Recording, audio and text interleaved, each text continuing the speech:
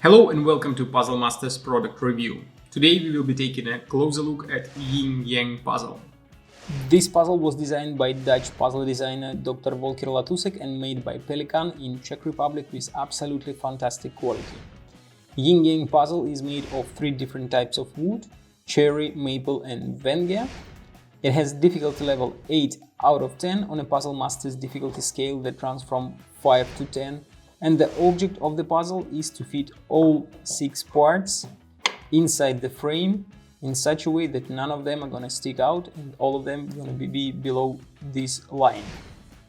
So, as I told you, there are 6 parts. I will show you all of them right now.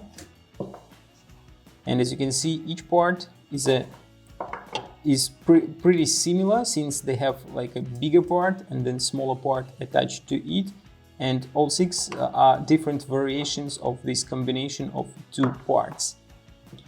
And you have to fit all of them inside the frame, which looks like this.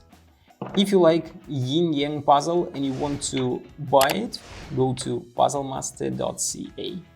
See you next time!